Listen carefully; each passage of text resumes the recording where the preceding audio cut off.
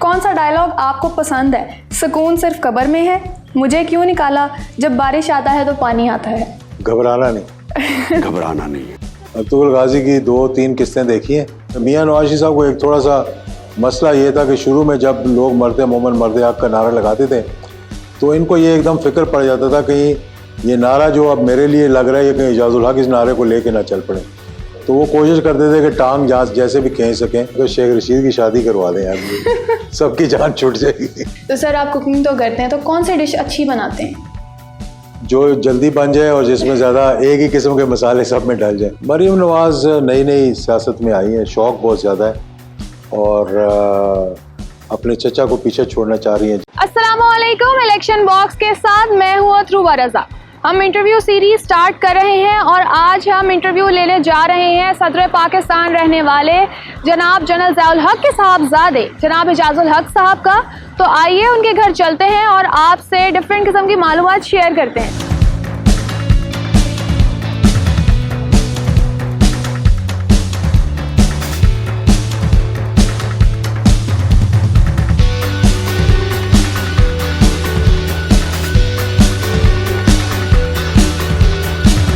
अस्सलाम वालेकुम सर, कैसे हैं आप सर? बिल्कुल ठीक है, प्लीज अच्छा।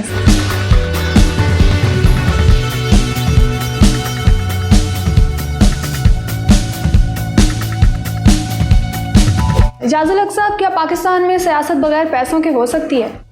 बगैर पैसों के जो मौजूदा सूरत हाल है इसमें तो बड़ा मुश्किल नज़र आ रहा है कि मैंने नहीं देखा कि कोई बगैर पैसों के लड़ ले। शुरू में 70s के अंदर और उसके बाद 85 में भी, 88 तक भी मेरे ख्याल में इतना पैसा नहीं लगता था। 90 में जो मैंने पहला इलेक्शन लड़ा था तो वैसे तो मैंने आज तक किसी इलेक्शन में पैसा अपना ज़ाती तौर पे नहीं लगाया, दोस्त कर देते हैं थोड़ा बहुत हेल्प, लेकिन अमूमन 90s का मुझे याद है कि 2 लाख 2.5 लाख में इलेक्शन हो जाता था। तो सर अगर आप सियासतदान ना होते तो क्या होते? मैं बैंकर था पहले। अच्छा। बैंक में काम करता था। अगर बैंक में ना होता तो शुरू में जब मैं फ़ौज में जाने लगा था तो जब फ़ौज में नहीं गया तो पढ़ने के लिए बाहर चला गया मुल्क से, फिर मैं वहीं से बैंक में चला गया एज ए बैंकर। 13 साल मैंने काम किया और अगर ये मेरे वालिद का जनरल ज़ियाउल हक शहीद ना होते तो मैं शायद एज ए बैंकर ही रिटायर होता, क्योंकि हमारा तो सियासत से कोई ताल्लुक़ नहीं था, ना ही उनको शौक़ था कि हम लाइमलाइट में आएँ। लेकिन उनकी शहादत के बाद ये लोगों की मोहब्बत और जज्बा जनरल ज़ियाउल हक शहीद के लिए, जिसकी वजह से हमें फिर सियासत में आना पड़ा। सही। तो क्या आपकी पहली जॉब एज अ बैंकर ही थी? जी, पहली और आखिरी एक ही बैंक में और एक ही जॉब की। वैसे तो स्टूडेंट लाइफ में बहुत जॉब्स की हैं, मतलब एज ए स्टूडेंट, और कुछ थोड़ी बहुत 1-2 जगह इंटर्नशिप भी की, लेकिन मेजॉरिटी जॉब तो ऑड जॉब्स थे, समर के अंदर करते थे फीस बनाने के लिए, गुजारा करने के लिए। लेकिन जो जॉब जिसको जॉब कहते हैं वो बैंक का ही था। तो सर क्या आप अपनी पहली सैलरी बताना पसंद करेंगे कि क्या सैलरी थी? ओहो, जब एज ए जॉब या as a student worker? As a student worker तो $1.20 उस ज़माने में थी पर आवर जो देते थे हमें एज ए स्टूडेंट वर्कर, यानी कि ऑन कैंपस जॉब करते थे। लेकिन जब मैंने जॉब शुरू की तो मेरे ख्याल में, अब मुझे याद नहीं है कि 25-30 हज़ार पाउंड होंगे साल के या इससे थोड़े ज़्यादा होंगे। फिर ऐसा जब बढ़ता गया तो फिर तनख्वाह भी बढ़ती गई साथ साथ। सर आपके वालिद जनरल ज़ियाउल हक शहीद 10 साल तक पाकिस्तान के सदर रहे, तो क्या दूसरों की निस्बत आपके लिए सियासत में आना ज़्यादा आसान नहीं था? 11 साल सियासत में रहे और मतलब इस मुल्क के सरबराह रहे। 11 साल हमने बड़े अंडरग्राउंड गुजारे, यानी कि लाइमलाइट में नहीं थे। पाकिस्तान में कोई जानता भी नहीं था कि जनरल ज़ियाउल हक के कितने बेटे हैं, कितनी बेटियां हैं। उनको ये पता था कि एक बेटी जो सबसे छोटी थी ज़ेन ज़िया, उसका भी आपने देखा होगा, यूट्यूब चैनल भी है। जी जी। तो ज़ेन ज़िया का वो एक थी जो कि लाइमलाइट में आती थी, कि वो छोटी थी तो हर जगह उनके साथ जाती थी। फिर उसका थोड़ा सा शुरू में हेयरिंग इम्पार्टेड थी तो इसलिए वो उसको बहुत ज़्यादा तवज्जो देते थे उसको। और जब हादसा हुआ तो इतना लोगों को नहीं पता था कि भाई फ़ौजी थे, एक मार्शल लॉ एडमिनिस्ट्रेटर थे, जिसको हमारी सियासी ज़ुबान में डिक्टेटर कहा जाता है, वो थे। तो लोगों का यही ख्याल था कि जब ये 11 साल रहने के बाद हटेंगे तो कोई नाम लेने वाला भी नहीं होगा। लेकिन फिर उनके जनाजे के बाद एक और ज़ियाउल हक ने जन्म लिया, जो जिसके साथ लोगों की मोहब्बत थी, जिसने फिर नवाज शरीफ के सर पे हाथ रखा। जब आपने देखा होगा, अगर नहीं देखी तो मैं आपको कुछ भेज दूँगा, शुरू की मियां नवाज शरीफ की कैंपेन की तस्वीरें जो थी, तो वो एक तरफ मेरी तस्वीर थी, एक तरफ नवाज शरीफ की तस्वीर थी और बीच में जनरल ज़ियाउल हक की तस्वीर थी। जनरल ज़ियाउल हक शहीद ने एक जहाद अफ़गानिस्तान किया और ये वाहिद जहाद था जिसकी बदौलत एक नहीं, दो नहीं, 6 इस्लामी रियासतें जो है वो आज़ाद हुई। ये मुसलमानों की तारीख़ में और दुनिया की तारीख़ में बहुत मेरे ख़्याल है मुनफरद यानी कि ऐसा वाक़या हुआ है कि एक जद्दोजहद की वजह से 6 मुल्क यहाँ आज़ाद हुए हों और पूरा ईस्टर्न यूरोप यानी बर्लिन की दीवार से गिरने से लेकर और चेकोस्लोवेकिया, रोमेनिया, यूगोस्लाविया, ये सारे मुल्क आज़ाद हो गए इस एक उसकी वजह से। तो इसलिए इस्लामी दुनिया के अंदर पाकिस्तान के जो राइट विंग के दीनदार लोग हैं, जो नज़रियाती लोग हैं, उनके बीच में जनरल ज़ियाउल हक के लिए बड़ी मोहब्बत पैदा हुई, जिसकी वजह से आज हम भी यहाँ बैठे हुए हैं, कभी जीत के कभी हार के। सर, अभी आपने बात की भारत को धमकी देने वाली, तो हम जनरल ज़ियाउल हक शहीद की क्रिकेट डिप्लोमेसी की बात करते हैं। उन्होंने भारतीय सरजमीन पर उस वक्त के वज़ीर आज़म राजीव गांधी को क्या ऐसी धमकी दी कि उनके पसीने छूट गए और उन्होंने दिल से जंग का ख्याल निकाल दिया? देखें, बात ये थी कि हिंदुस्तान ने पूरी तैयारी की हुई थी जंग की और जनरल ज़ियाउल हक शहीद को इत्तला मिल चुकी थी दुनिया की एजेंसीज़ के ज़रिए, और उन्होंने फिर एक अपने इंटेलिजेंस को मुतहर्रिक किया। हमारी जो ISI है दुनिया की, आपको पता है, बड़ी मशहूर है। उन्होंने फिर कहीं राब्ते किए, हमारे सफारत खाने ने भी वहाँ से एक प्राइवेट इन्विटेशन मंगवाया। उनको पता था कि अगर मैं वहाँ जाऊँगा तो किसी न किसी तरीके से थोड़ी सी जंग भी टल जाएगी, और अगर कहीं वहाँ राजीव गांधी साहब से मुलाकात होगी जो पहले नहीं मिलना चाह रहे थे। उन्होंने कहा कि मैंने नहीं मिलना आपसे, इनसे नहीं मिलना। फिर उनकी ऑपोजिशन ने उनको बड़ा गंदा किया। उन्होंने कहा कि आप देखें किस किस्म के इंसान हैं, वो सदर पाकिस्तान आ रहे हैं और आप उनको प्रोटोकॉल नहीं दे रहे, आप रिसीव करने नहीं जा रहे। तो वो बड़े एक रूखे अंदाज में एयरपोर्ट पे आए और साथ उनका एडवाइज़र था, जिसने बाद में अपनी किताब में ये वाक़या लिखा जिसका आपने ज़िक्र किया।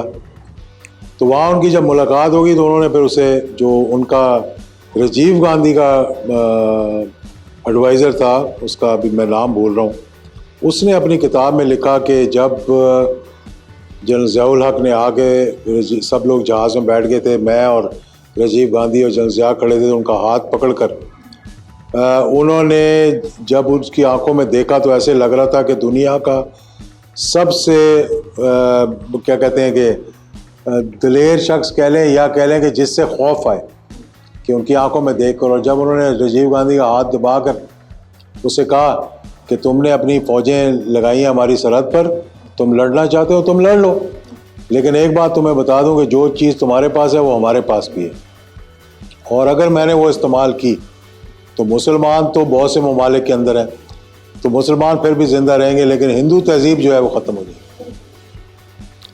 तो ये वजह थी जिसकी वजह से फिर राजीव गांधी ने वो यहाँ लैंड किया उन्होंने, और वहाँ उसने ऐलान कर दिया कि हमारी फ़ौजें जो है वापस आ जाएंगी। ये हिंदुस्तान कई मरतबा ट्राई कर चुका है, 2001 में भी किया, ये ब्रास टैक एक्सरसाइज थी जिसमें हुआ, ये उसमें भी किया, और फिर अभी हाल ही में भी थोड़ा उन्होंने हमारे बॉर्डर पे, आप देख रही हैं, LOC को वायलेट करते हैं। तो ये सारी चीज़ें जो हुई हैं।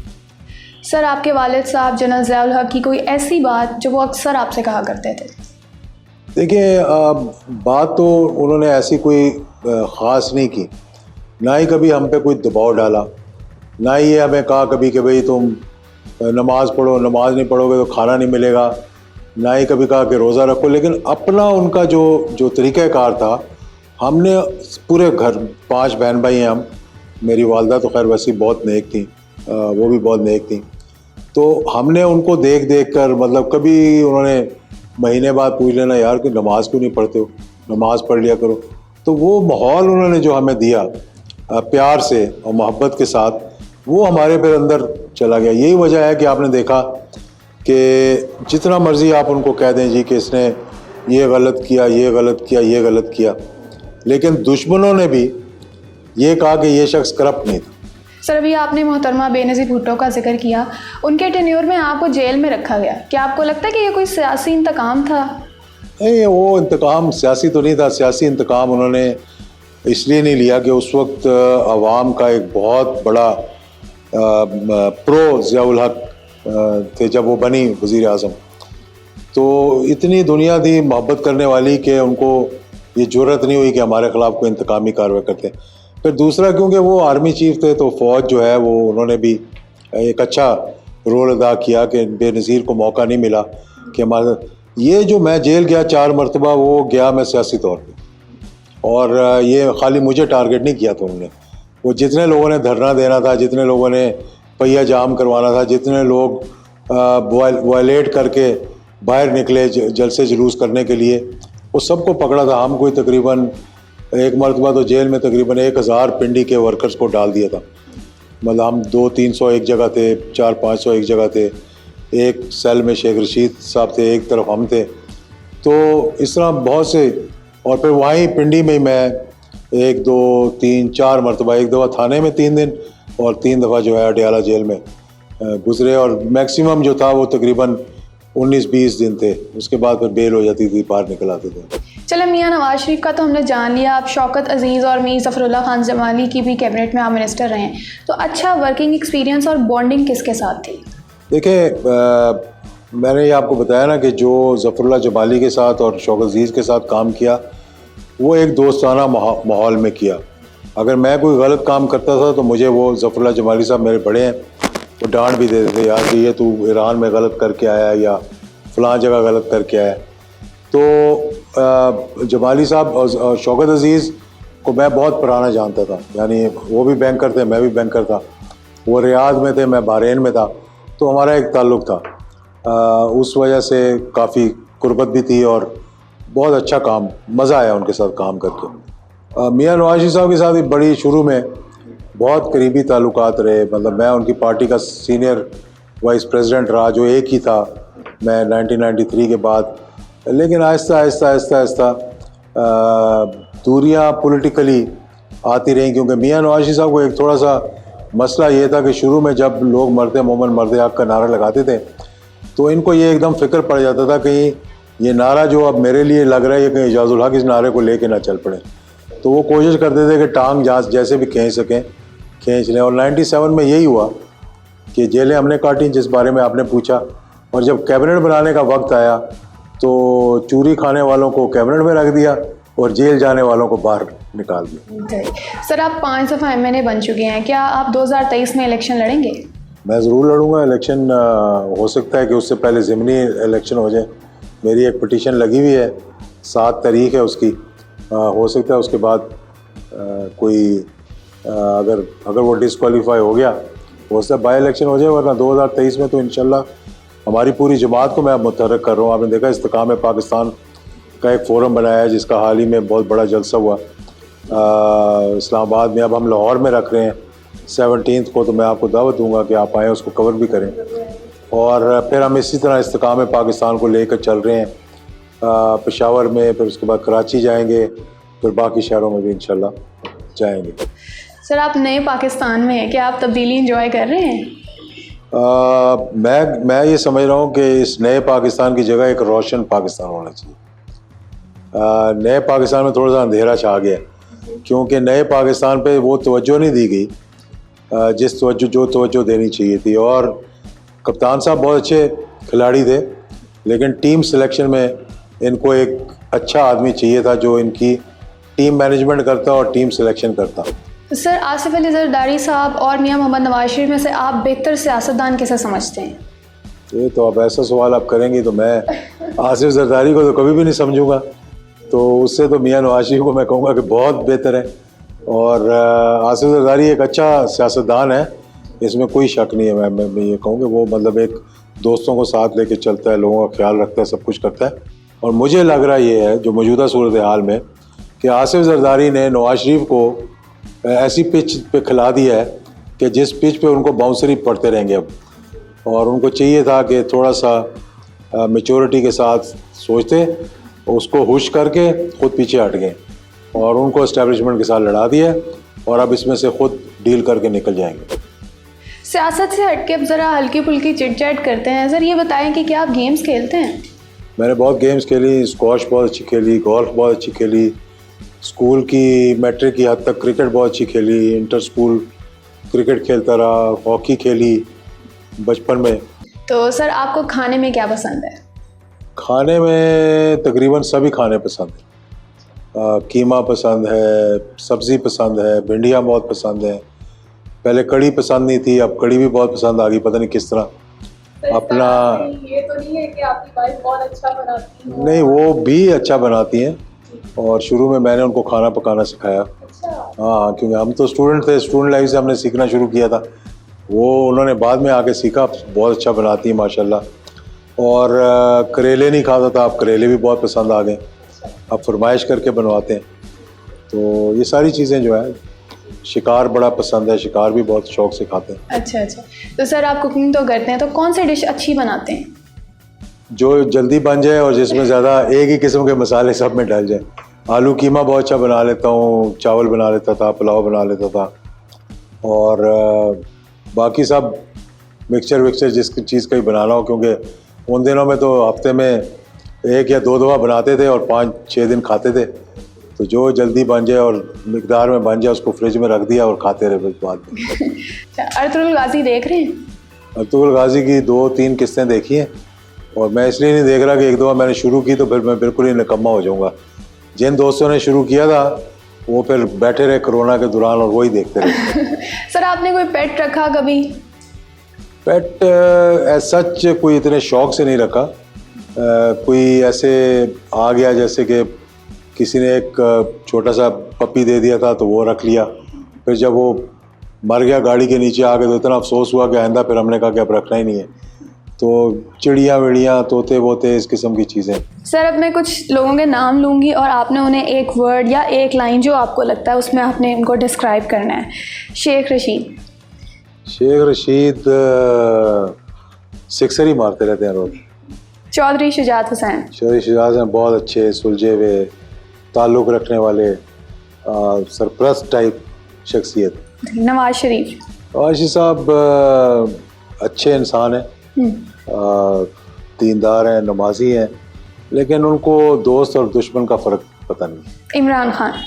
इमरान खान भी शख्सियत वाइज बहुत अच्छे हैं, करप्शन नहीं है, अपराइट है, कमिटमेंट बहुत ज़्यादा है, लेकिन टीम की सिलेक्शन बहुत पुअर है। मरीम नवाज़। मरीम नवाज़ नई नई सियासत में आई है, शौक़ बहुत ज़्यादा है और अपने चचा को पीछे छोड़ना चाह रही हैं, जिसकी वजह से पार्टी पे मुतासर हो रही है। जहांगीर खान तरीन। जहांगीर खान तरीन एक अच्छे बिजनेसमैन पाकिस्तान के हवाले से रहे हैं। सियासत में कभी, अब तो इलेक्शन लड़ना शुरू कर दिया, लेकिन माजी में हर हुकूमत के साथ रहे हैं। एज बेसिकली एग्रीकल्चर के हवाले से बताते रहे। हाल ही में जो अभी उनके साथ हुआ वो अच्छा नहीं है। मौलाना आज़म तारिक। मौलाना आज़म तारिक साहब मेरे साथ बैठते थे असेंबली में, शहीद हो गए बाद में, और वो भी बड़े जज्बाती इंसान थे, एक अच्छे इंसान थे। अब्दुल सत्तार खान न्याज़ी। वो मेरे वालिद साहब के बहुत करीब थे और वो भी बहुत अच्छे इंसान थे, मेरा उनके साथ बड़ा करीबी ताल्लुक़ रहा। खुर्शीद मोहम्मद कसूरी। खुर्शीद कसूरी साहब बहुत अच्छे, मतलब पढ़े लिखे इंसान हैं, बहुत ऊंचा बोलते हैं और ज़ोर से बोलते हैं। एक अच्छे फॉरेन मिनिस्टर थे पाकिस्तान। जनरल हमीद गुल। जनरल हमीद गुल तो ISI में उनका एक बहुत अहम किरदार रहा है। जब बर्लिन की दीवार गिरी थी तो उन्होंने पहली ईंट जो थी वो उनको दी थी कि भाई अपना ISI में रखो, तो पाकिस्तान में उन्होंने एक बड़ा अहम किरदार अदा किया। नवाबज़ादा नसरुल्लाह खान। नवाबज़ादा नसरुल्लाह खान के साथ भी मेरा बड़ा करीबी ताल्लुक़ रहा है। बहुत अच्छे सियासतदान थे, बुज़ुर्ग सियासतदान थे, और उनको मालूम था कि अपोजिशन को इकट्ठा करना कैसा है। वो हुकूमत में कभी मेरे ख्याल में रहे भी नहीं। कश्मीर कमेटी के एक दफ़ा रहे थे चेयरमैन मोहतरमा के ज़माने में। ऑपोजिशन में उनसे बेहतर कोई शख्स मैंने पाकिस्तान में नहीं देखा। मीर मुर्तज़ा भुट्टो। मीर मुर्तज़ा भुट्टो के साथ मेरा कभी ताल्लुक़ ही नहीं रहा। अच्छा सर, हम आपको कुछ पिक्चर्स दिखाएंगे, आपके ख्याल में उनके बारे में अगर आपको एक लाइन बताना चाहें, कुछ कहना चाहें तो सर ये पहली पिक्चर है। ये इमरान खान साहब के साथ मेरे वालिद की है, और ये जब रिटायरमेंट इन्होंने ले ली थी तो ये जनरल ज़िया-उल-हक थे जो इनको वापस लाए। अगर वो ना लाते तो आज वर्ल्ड कप ना जीता होता और शौकत खानम ना बना होता और शायद वज़ीर आज़म भी ना बनते। जी सर, ये दूसरी पिक्चर है। ये चौधरी निसार साहब गए थे मदीना मुनव्वरा, ये वहाँ की है दुआ मांगते हुए। चौधरी निसार भी सबसे यंगेस्ट वज़ीर थे मेरे वालिद के साथ। जी सर, ये तीसरी पिक्चर यादगार आपके लिए। ये बड़ी यादगार है 1994 की, जब इसी नज़रिए पे अगर नवाज शरीफ खड़े रहे 1999 तक, और आखिरी बरसी उन्होंने जो अटेंड की वो 1999 की थी, अगस्त 17, अक्टूबर 12 को इनकी हुकूमत ख़त्म होगी। अगर ये उसी नज़रिए पे खड़े रहते तो आज भी वज़ीर आज़म होते। सर ये पिक्चर, ये मेरे वालिद की है, मेरी वालदा की है।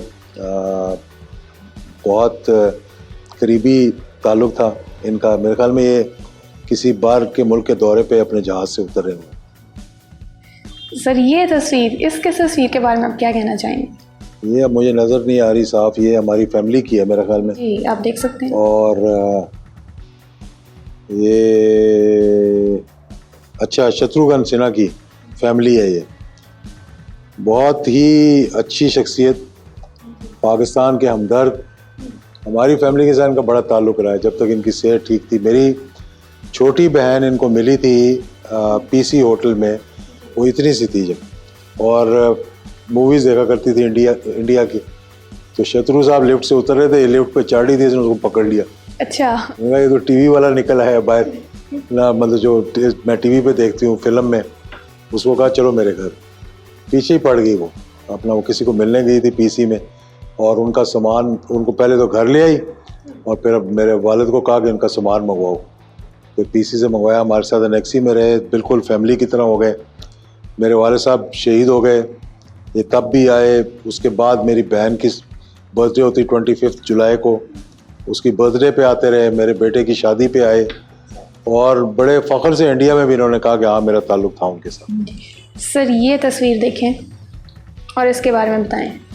ये सी ऑफ कर रहे हैं लाहौर एयरपोर्ट पे, अपना केनान एवरन आए हुए थे, टर्की के प्रेसिडेंट थे जी। और ये मियाँ नवाज शरीफ उस वक्त वज़ीर आला थे और जनरल जलाली उस वक्त गवर्नर जी। और सर ये तस्वीर, इसके बारे में क्या? ये तस्वीर भी देखिए, नवाज शरीफ का ताल्लुक़ बताता है कि जनरल ज़िया-उल-हक शहीद के साथ क्या था। लेकिन 1999 के बाद क्या हुआ मुझे समझ नहीं आई कि इनका वो जो जनरल साहब के साथ तो बहुत, जब भी मैं मिला हूँ बड़ी तारीफ़ करते थे, लेकिन फ़ौज के ख़िलाफ़ इनके जहन में एक बड़ी अजीब व गरीब किस्म की मतलब एक हर्डल्स आ गया। और वही वजह थी कि अभी हाल ही में जो इन्होंने बयान दिया है, अब देखें कितने खुश हैं जनरल साहब के साथ खड़े हुए जी। और मुझे याद है कि एक दफ़ा इन्होंने ख़त लिखा मेरी वालदा को जनरल साहब की शहादत के बाद, और इन्होंने लिखा कि वो मेरे बिल्कुल वालिद की तरह थे और मैं आपको अपनी वालदा की तरह समझता हूँ, और बाकी ये ज़िया-उल-हक भाई मुझे तंग करता है तो इसको समझाएं। ठीक हो गया। ये आखिरी तस्वीर है, ये मेरे वालिद की है और मेरे दादा की है जी। तो शक्ल मेरे से भी मिलती है इसमें। जी सर हम इख्तिताम करते हैं, बस आखिरी चंद सवाल हैं जो हम आपसे करेंगे। आपको क्या लगता है इमरान खान 5 साल पूरे करेंगे? मेरा ख्याल है पूरे करेंगे जी। आप किस पॉलिटिशियन को इलेक्शन में शिकस्त देकर अगली बार MNA इलेक्ट होना पसंद करेंगे? इमरान खान, आसिफ जरदारी या शहबाज शरीफ?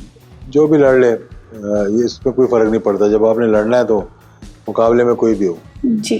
अगर आपको ये ऑप्शन दी जाए कि आप किसी एक सियासतदान को उम्र भर के लिए नाअहल कर सकते हैं तो आप किसे डिस्क्वालीफाइड करेंगे? फवाद चौधरी, ख्वाजा आसिफ, मौलाना फजलुर रहमान?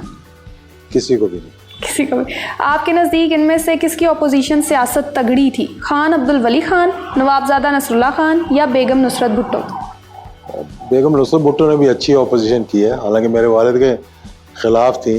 उन्होंने एक अच्छा किरदार अदा किया अपोजिशन के हवाले से। नवाबजादा नसरुल्लाह तो आइकॉन ऑफ अपोजिशन थे। जी। तो वली खान ने भी डावाडोल सियासत उनकी। तो हम वली खान को लें इसके लिए, आपका आंसर वली खान को लिया जाए? नहीं, मैं समझता हूँ वली खान, क्या आप कह रही हैं कि ऑपोजिशन किसने अच्छी की? किसकी तगड़ी थी सियासत, किसकी तगड़ी थी? तकड़ी थी। मैंने कहा नुसरत भुट्टो, नवाबजादा नसरुल्लाह खान, फिर वली खान। ठीक है। कौन सा डायलॉग आपको पसंद है? सुकून सिर्फ कब्र में है, मुझे क्यों निकाला, जब बारिश आता है तो पानी आता है। घबराना नहीं। इजाज़त हक साहब, घबराना नहीं, आपने सुना हुआ कि नहीं सुना? जी जी बिल्कुल मैंने सुना हुआ। इजाज़त हक साहब, लास्ट क्वेश्चन, इनमें से क्या होना चाहिए? नवाज शरीफ को सियासत छोड़ देनी चाहिए, शेख रशीद को शादी कर लेनी चाहिए, या इमरान खान को 5 साल पूरे करने चाहिए? मतलब अब आपने मैं को शेख रशीद की शादी करवा दें यार, सबकी जान छूट जाएगी। जी सर, बहुत बहुत शुक्रिया, आपने अपना टाइम दिया। Thank you. और अपने यूट्यूब चैनल के हवाले से आप व्यूवर्स को हाँ, मेरा बाप ने थोड़ा सा इसको चला भी देना कि एजाजुल हक ऑफिशियल के हवाले से है, और मैं आपके भी व्यूअर्स को कहूँगा उसको सब्सक्राइब करें जी। और उसमें हम ज़्यादातर तारीख़ी चीज़ें डालते हैं, तारीख़ के हवाले से और पॉलिटिक्स के हवाले से, और चलना शुरू हो गया। अब इंशाल्लाह हम कोशिश करेंगे आपके तावन से कि इंशाल्लाह सर, इंशाल्लाह। हमारे पास। तो व्यूवर्स, आपने ज़रूर एजाजुल हक ऑफिशियल नाम से यूट्यूब चैनल मौजूद है, उसको आपने सब्सक्राइब करना है और उससे आपकी इन्फॉर्मेशन में बहुत ज़्यादा इजाफा होगा। इसी के साथ हमें दें इजाज़त। सर, आपका बहुत शुक्रिया, आपने अपना कीमती वक्त हमें दिया, और हम अगली वीडियो में आपसे मुलाकात करते हैं। अपना बहुत ख्याल रखें। अल्लाह हाफ़िज़।